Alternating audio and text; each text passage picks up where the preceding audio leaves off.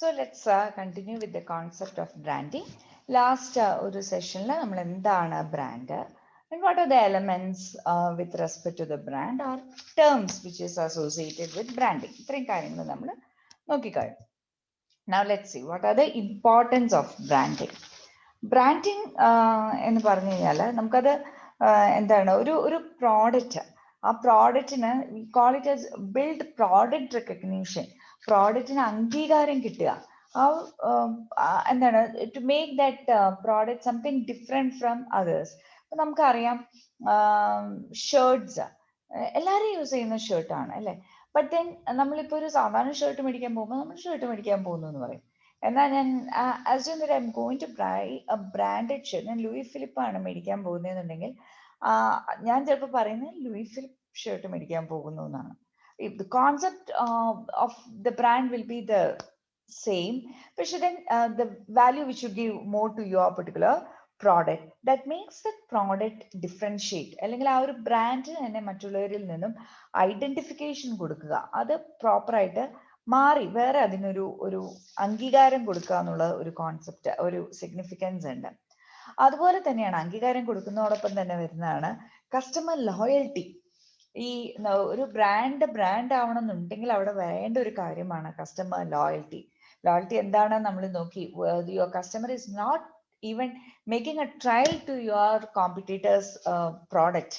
നമ്മുടെ പ്രോഡക്റ്റ് മാത്രം, വേറെ സബ്സ്റ്റിറ്റ്യൂട്ട് കിട്ടുന്ന പ്രോഡക്ട്സ് ഒന്നും യൂസ് ചെയ്യാതെ പോകുന്ന ഒരു കോൺസെപ്റ്റ് ആണ് customer loyalty.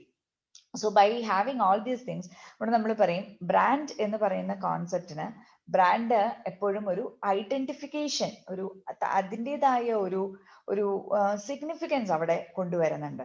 So brand product concept റെക്കഗ്നീഷനും കസ്റ്റമർ ലോയൽറ്റിയും കൂടി വരുമ്പം അവിടെ വരുന്നതാണ് ഐഡന്റിഫൈ ചെയ്യുന്നു, നമ്മൾ ആ ഒരു പ്രോഡക്റ്റിനെ പ്രോഡക്റ്റ് ആയിട്ട് ഐഡന്റിഫൈ ചെയ്യുന്നു. Say for example Louis Philippe Arrow shirts, അല്ലെങ്കിൽ ഗേൾസിന്റെ പറഞ്ഞാൽ ബിബ ഡ്രസ്സസ്, ഇതെല്ലാം good example for identification with product recognition and customer loyalty. പിന്നെ ബ്രാൻഡിങ് വന്നു കഴിഞ്ഞാലുള്ള ഒരു ഗുണം എന്താന്ന് വെച്ച് കഴിഞ്ഞാൽ branding will always ensure the quality and consistency. അതൊരു കസ്റ്റമറിന് വളരെ എളുപ്പമാണ് അല്ലെ. കസ്റ്റമറിന് അതൊരു വലിയൊരു അഡ്വാൻറ്റേജ് ആണ്. ഒരു പ്രോഡക്റ്റിന് പ്രോപ്പറായിട്ട് ബ്രാൻഡ് ഉണ്ട് എന്ന് പറഞ്ഞാൽ, ഇപ്പം നമ്മളെടുത്ത ലൂയി ഫിലിപ്പ് തന്നെ എടുത്താൽ നമുക്കറിയാം ആ ഷർട്ടിന് അതിന്റെ test, fibre, even the buttons which they are using, the stitch which they are using, the stitch which they use to stitch the shirt and all, the cutting and all, and perfect quality ആയിരിക്കും വരുന്നത്. and you can see that quality will be consistent. എല്ലാ പ്രോഡക്റ്റിനും ഒരുപോലെ ആയിരിക്കും, അല്ലാതെ ഒരു particular സൈസിന് വേണ്ടി മാത്രമായിരിക്കില്ല. Maybe there will be certain size. ഇപ്പം ഷർട്ട് ആയതുകൊണ്ട് ഞാൻ സൈസിന്റെ കാര്യം പറയാണ്. ചിലത് ഇപ്പം എന്താണ് വളരെ റെയർ ആയിട്ട് വിറ്റുപോകുന്ന ഷർട്ട്സ് ആയിരിക്കും, അല്ലെങ്കിൽ സൈസ് ആയിരിക്കും വലിയ സൈസിന്റെ ഒക്കെ ഷർട്ട് വളരെ കുറച്ച് വിറ്റുപോകുള്ളൂ. But then for that also they will maintain that quality. അപ്പൊ ഒരു കൺസിസ്റ്റൻസി അവിടെ ഉണ്ട് ഇല്ലേ. അപ്പം അതാണ് അപ്പം ഒരു branding will help you to ensure the quality as well as consistency, which will stimulate the stimulate your demand. ആ പ്രോഡക്റ്റിന്റെ ഡിമാൻഡ് അവിടെ സ്റ്റിമുലേറ്റ് ചെയ്യാണ്. ഈ കാര്യങ്ങളൊക്കെ ഉള്ളത് കൊണ്ട് പ്രോഡക്റ്റിന്റെ ഡിമാൻഡ് അവിടെ സ്റ്റിമുലേറ്റ് ചെയ്യും. And then the next concept is, when all these things are there, you have a product recognition. branding എന്ന് പറയുന്ന കോൺസെപ്റ്റ് ഉണ്ട്. ഒരു പ്രോഡക്റ്റിന് റെക്കഗ്നീഷൻ കിട്ടുന്നു, കസ്റ്റമർ ലോയൽറ്റി കിട്ടുന്നു, your company is ensuring the quality, the company is ensuring the consistency.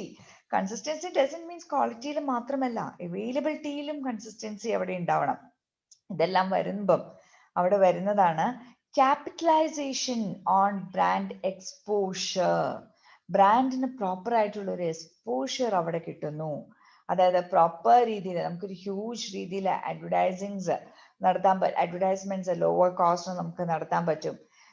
You can make assure that the product is available in all the places, the brand is available in all the places, which will help you to introduce the product, introduce the new product lines.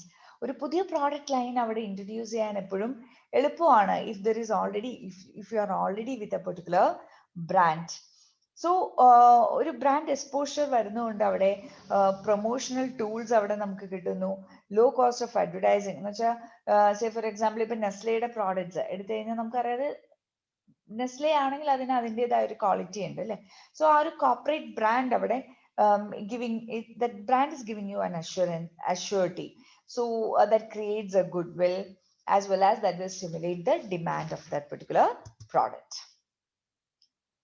Now, as we said, what is product recognition? നമ്മൾ നേരത്തെ നോക്കിയതാണ് product recognition എന്ന് പറഞ്ഞു കഴിഞ്ഞാൽ എന്താണ്, വേറൊന്നുമല്ല, it is a customer who are satisfied with the product can easily recognize and find the company's brand product when they want to buy them again, just as your brand loyalty പോലെ. നമുക്ക് ഇഷ്ടപ്പെട്ട ഒരു product ആണെന്നുണ്ടെങ്കിൽ നമ്മൾ അത് തന്നെ വാങ്ങിക്കുന്നു. For example G soft white bulb, നമ്മുടെ ബൾബുകൾ, G soft white bulb use ചെയ്യുന്ന ആൾക്കാർ അവർ അത് തന്നെയായിരിക്കും യൂസ് ചെയ്യുന്നത്. കാരണം ആ ഒരു ബൾബിന്റെ ആ ഒരു എന്താണ് ഫ്ലെയർ അല്ലെങ്കിൽ അതിന്റെ ലൈറ്റ് ഒക്കെ അവർക്ക് അതായിരിക്കും, അല്ലെങ്കിൽ അവർ അതനുസരിച്ചായിരിക്കും വീടിന്റെ മുഴുവൻ ഇന്റീരിയർ ഡിസൈനിങ് മാറ്റിയിരിക്കുന്നത്. So they will be using that particular product. അതിനെയാണ് നമ്മൾ ബ്രാൻഡ് റെക്കഗ്നീഷൻ എന്ന് പറയുന്നത്. നമ്മൾ എപ്പോഴും അത് തന്നെ റിപ്പീറ്റഡ്ലി അത് തന്നെ യൂസ് ചെയ്യുന്നു. Then quality and consistency. Quality and consistency is like the company communicates to the customer that they can expect consistent quality and performance purchase after purchase. ഓരോ പർച്ചേസ് കഴിയുമ്പോഴും അവിടെ ക്വാളിറ്റിയും പ്രോഡക്റ്റിന്റെ പെർഫോമൻസും എല്ലാം ഉണ്ടാവും എന്നുള്ളതിനെ കുറിച്ചുള്ളൊരു അഷ്യൂരിറ്റി അവിടെ കൊടുക്കുന്നു. Then comes the brand exposure. Brand exposure. ഇപ്പം ഗ്ലാഡ്, ദിസ് ഇസ് ആക്ച്വലി എന്താണ് ഒരു അമേരിക്കൻ ബ്രാൻഡ് ആണ്. But then I thought that I will introduce this to you. കാരണം നമ്മൾ ഇപ്പോഴാണ് ഈ ട്രാഷ് ബാഗ്സും ഇങ്ങനത്തെ ആ ഒരു സിസ്റ്റത്തിലേക്ക്, എന്താണ് വേസ്റ്റ് ഡെപ്പോസിറ്റ് ചെയ്യുന്ന സിസ്റ്റത്തിലേക്കൊക്കെ ഇന്ത്യൻ ഒരു കൾച്ചറിൽ നമ്മൾ ഇപ്പോഴാണ് വന്നത്. പക്ഷെ early back it was there no, in western കൺട്രീസിലൊക്കെ അത് ഉണ്ടായിരുന്നു. അപ്പം ഈ ഒരു ഗ്ലാഡ് ഫാമിലി പ്രോഡക്ട്സിന്റെ ഒരു എക്സാമ്പിൾ എടുക്കുവാണെങ്കിൽ their product was well known for trash bags, waste ഇടാനുള്ള ബാഗുകളായിരുന്നു. ആദ്യം അവർ ഇൻട്രൊഡ്യൂസ് ചെയ്ത് വീടിന്റെ അകത്ത് വേസ്റ്റ് ഇടാനുള്ള ബാഗുകളാണ്. പിന്നെ ഹ്യൂജ് ബാഗ്സ്, നമ്മുടെ ഫെസ്റ്റ് ഒക്കെ നടത്തുമ്പോൾ യൂസ് ചെയ്യുന്ന അല്ലെങ്കിൽ കല്യാണ വീട്ടുകളിലൊക്കെ കാണുന്ന ആ കറുത്ത ബാഗ് ഉണ്ടല്ലോ, അതേപോലത്തെ ബാഗുകളാണ് അവർ പിന്നീട് കൊണ്ടുവന്നത്. പിന്നെ it's very funny that they introduced cartoons, മുയല് ഒക്കെ വെച്ചിട്ട് ഇങ്ങനെ മുയലിന്റെ വയറ്റിനകത്ത് നമുക്ക് വേസ്റ്റ് ഇട്ട് പോവാം, അങ്ങനത്തെ ട്രാഷ് ബാഗ്സ് എല്ലാം അവർ ഇൻട്രൊഡ്യൂസ് ചെയ്തു. And you can see that nowadays they moved from trash bags to food storage containers and baggies. Food ഈ പ്ലാസ്റ്റിക് കവേഴ്സ്, എയർ ടൈറ്റ് കണ്ടെയ്നേഴ്സിലേക്കൊക്കെ അവർ പോവുകയാണ്. But the term which they use is always GLAAD അല്ലെ. പക്ഷെ ഇതേപോലത്തെ ഒരു plastic നമുക്കറിയാലോ, നമ്മുടെ ഇന്ത്യയിൽ വളരെ ഫേമസ് ആയ ഒരു plastic company, can you recall the name? Just try to recall. നമ്മൾ എല്ലാത്തിലും നമ്മൾ ഈ ഒരു എന്താണ് ഈ ഒരു ബ്രാൻഡ് നമ്മൾ കാണാറുണ്ട്, ഈ ഒരു പ്ലാസ്റ്റിക്കിന്റെ ബ്രാൻഡ് നമ്മൾ കാണാറുണ്ട്.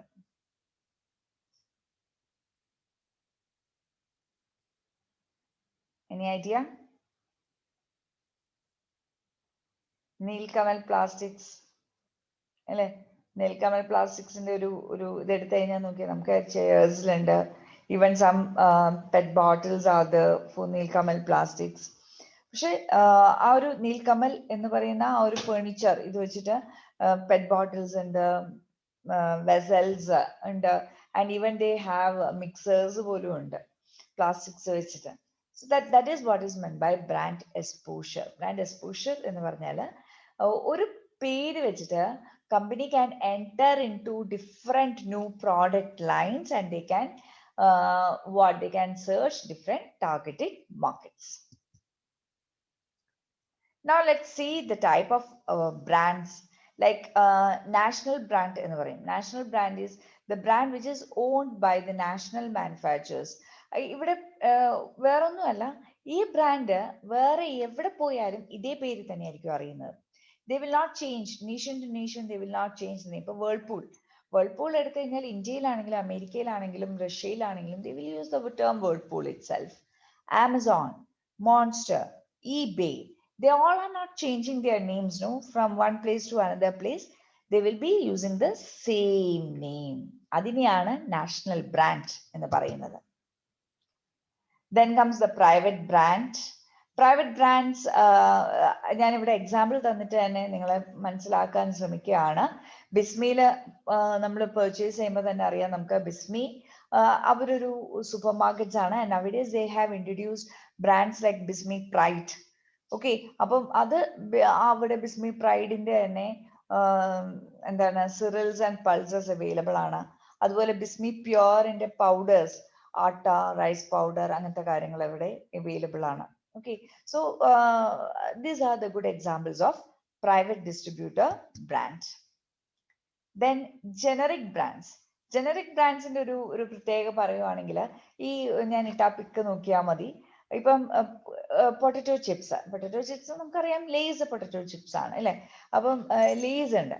പക്ഷെ അതല്ലാതെ നമ്മൾ സാധാരണ മേടിക്കുന്ന പൊട്ടറ്റോ ചിപ്സ് ഇല്ലേ, without any name and all, so generic ആണ്. that does not carry any company name. But പാക്കിങ്ങിനകത്ത് ആ പ്രോഡക്റ്റിനെ കുറിച്ചുള്ള ഡിസ്ക്രിപ്ഷനും കാര്യങ്ങളും എല്ലാം തന്നെ ഉണ്ടാവും. പ്രത്യേകിച്ച് പേരൊന്നും ഉണ്ടാവില്ല. പൊട്ടറ്റോ ചിപ്സ് ലേബിളിനകത്ത് അത് എന്ന് മാനുഫാക്ചർ ചെയ്തു, അതിന്റെ ക്വാണ്ടിറ്റി എത്രയാണ്, ഏത് എണ്ണയിലാണ് വറുത്തത്, അങ്ങനത്തെ കാര്യങ്ങളെല്ലാം നമ്മൾ റെക്കോർഡ് ചെയ്യുന്നു. And then you can see that these type of brands are sold in the market. അത് എത്രമാത്രം സോൾഡ് ചെയ്യുന്നു എന്നുള്ളത് ദാറ്റ് ഡിപ്പെൻഡ്സ്. ഇപ്പം ബ്രാൻഡഡ് ഇതിനകത്ത് എടുക്കുമ്പോൾ നമ്മൾ പറയും ലെസ് ദാൻ 50% ആണ് അൺബ്രാൻഡഡ് അല്ലെങ്കിൽ generic brands. There is no concept of unbranded. You have to name it as generic brands. Generic brand sell ചെയ്യുന്നതാണ് ഓൾ ഇന്ത്യ ലെവലിൽ വന്നിരിക്കുന്ന സ്റ്റഡി പറയുന്നത്. Then the next concept of branding, I have tried my level best to introduce two concepts of branding here. One is individual branding and umbrella branding. Umbrella branding even ഒരു family ബ്രാൻഡിങ്ങിലും ഒക്കെ ഇത് വരുന്നതാണ് കേട്ടോ. Individual branding എന്ന് പറഞ്ഞു കഴിഞ്ഞാൽ ഒരു company ആയിരിക്കും, ആ കമ്പനിയുടെ മാനുഫാക്ചർ ചെയ്യുന്ന പ്രോഡക്ട്സിന് അവർ പല രീതിയിലായിരിക്കും അതിന് പ്രൊമോഷൻ ചെയ്യുന്നത്. ഓരോ പ്രോഡക്റ്റിനും അതിൻ്റെതായ ഒരു യുണീക്ക് ഇമേജ് ഉണ്ടാകും. ഓരോ പ്രോഡക്റ്റിനും പുതിയ ലോഞ്ചിങ് ആയിരിക്കും. ലൈക്ക് ഫോർ എക്സാമ്പിൾ യൂണിലിവറിന്റെ പ്രോഡക്ട്സ് എടുക്കുവാണെങ്കിൽ നമുക്കറിയാം ലക്സ് സോപ്പിന് they spend immense budget for ads for the Lux soap. അതുപോലെ ഡവ് സോപ്പ് കുറച്ചുകൂടി ഒരു ലക്ഷൂറിയസ് സോപ്പ് ആണെങ്കിലും they are not spending that much for the promotion. അതിൽ കൂടുതലും നമുക്ക് അമ്മമാര് അല്ലെങ്കിൽ ആ ഒരു ക്ലാസ് ലേഡീസ് ആണല്ലോ, എന്നാലും ദേ ആർ നോട്ട് മോഡൽസ്. അതുപോലെ Bru coffee, Lipton tea, Noor soap, Axe deodorant, all are under Unilever. പക്ഷെ ഇവരെല്ലാവർക്കും തന്നെ യൂണിലിവർ ഡിഫറെൻ്റ് ആയിട്ടാണ് അഡ്വർടൈസ്മെന്റ്സ് ചെയ്യുന്നത്. വെവ്വേറെയാണ് അവരുടെ പ്രൊമോഷൻ പാക്കേജസ്, വെവ്വേറെയാണ് അവരുടെ പ്രൊമോഷൻ രീതികളും എല്ലാം വരുന്നത്. ലോഞ്ചിങ് പാറ്റേൺസും എല്ലാം ടോട്ടലി ഡിഫറെൻ്റ് ആണ്. So that is the concept of individual branding. ഒരു ഫാമിലി ബ്രാൻഡിന്റെ ഒരു പെർട്ടിക്കുലർ കമ്പനി, പക്ഷെ അവരുടെ ബ്രാൻഡുകൾ പലതായിരിക്കും. Whereas umbrella branding എന്ന് പറയുന്നത്, I can take example of Amul. Amul is a very good example of family branding also കേട്ടോ. അപ്പം umbrella branding മാത്രമല്ല ഫാമിലി ബ്രാൻഡിങ്ങിലും വരും. ഈ അമൂൽ എന്ന് പറയുന്ന കമ്പനി നമുക്കറിയാം, അമൂലിന് കുറേ വെറൈറ്റീസ് ഉണ്ട് അല്ലെ. Amul do have ice creams, butter, then paneer, chocolates, milk, cheese, so many varieties of the butter milk, lassi, പല വെറൈറ്റീസും ഉണ്ട്. പക്ഷെ നമ്മൾ യൂസ് ചെയ്യുന്ന ടേം എന്താണ്? അമൂൽ ലസ്സിക്ക് മാത്രം അല്ലെങ്കിൽ അമൂൽ മിൽക്കിന് മാത്രമല്ലല്ലോ ആഡ് വരുന്നത്. You can recall the add taste of India. Taste of ഇന്ത്യയിൽ എന്താ, എല്ലാ പ്രോഡക്ട്സും കൂടി ഒരുമിച്ചാണ് വരുന്നത്. സോ ഇത്തരത്തിലുള്ള ബ്രാൻഡിങ് ആണ് അംബ്രല്ല ബ്രാൻഡിങ്. കാരണം ഒരു ഫാമിലി നെയിം, ഒരു പെർട്ടിക്കുലർ ബ്രാൻഡിന്റെ അടിയിൽ എല്ലാ പ്രോഡക്ട്സും നമ്മൾ ലിസ്റ്റ് ചെയ്തു പോകുന്നു. സോ അവിടെ പ്രൊമോഷൻ കോസ്റ്റ് കുറയുന്നു. അതുപോലെ തന്നെ പാരന്റ് കമ്പനിക്കാണ്, അതായത് ഈ അമൂൽ എന്ന് പറയുന്ന കമ്പനിക്കാണ് അവിടെ significance. So that all the products will have equal importance. And so അമൂലിനെ സംബന്ധിച്ച് ഒരു പ്രോഡക്റ്റ് ലോഞ്ച് ചെയ്യുക എന്ന് പറയുന്നത് it's not that much difficult as introducing a product by Unilever. കാരണം എന്താണ്, Amul is introducing products based upon milk and milk products. അപ്പൊ അതിന്റെ കൂടെ തന്നെ അത് ലോഞ്ച് ചെയ്തിട്ട് അവിടെ പോയിക്കോളും. It's not that much easy for Unilever because they do have a much variety of products. I hope the concept of individual branding, umbrella branding, family branding എല്ലാം ഇവിടെ നമ്മൾ ക്ലിയർ ചെയ്തിട്ടുണ്ട്. ഇനി ഇതേ കോൺസെപ്റ്റിൽ തന്നെ which is not there in your syllabus, I know it is കുറച്ചുകൂടി ഒന്ന് എക്സ്റ്റെൻഡ് ആയി പോകുന്നുണ്ട് എന്നറിയാം, but I can't resist speaking when giving you lectures about branding because this is such an interesting topic that you have to be aware of all these terms. നിങ്ങൾ in case MBA ഇത് MBA പഠിക്കാൻ പോവാത്ത കുട്ടികൾ എല്ലാവരും MBA പഠിക്കണം എന്നില്ലല്ലോ. അപ്പൊ MBA പഠിക്കാൻ പോകുന്നില്ല എന്നുണ്ടെങ്കിൽ മാർക്കറ്റിംഗിലേക്ക് നമ്മൾ അധികം പോകില്ല. But then you should not miss this terms, no. So that is why I included this. There is a concept of branded house and house of brands. Totally different concept ആണ്. ഈ branded house എന്ന് പറയുന്നത് just like നമ്മൾ നേരത്തെ പറഞ്ഞ പോലെ umbrella ബ്രാൻഡിങ്ങിൽ വരുന്നതാണ്. ഇവിടെ ഞാൻ എക്സാമ്പിൾ തന്നിരിക്കുന്നത് ഗൂഗിളിന് ഒരു എക്സാമ്പിൾ തന്നിട്ടുണ്ട്.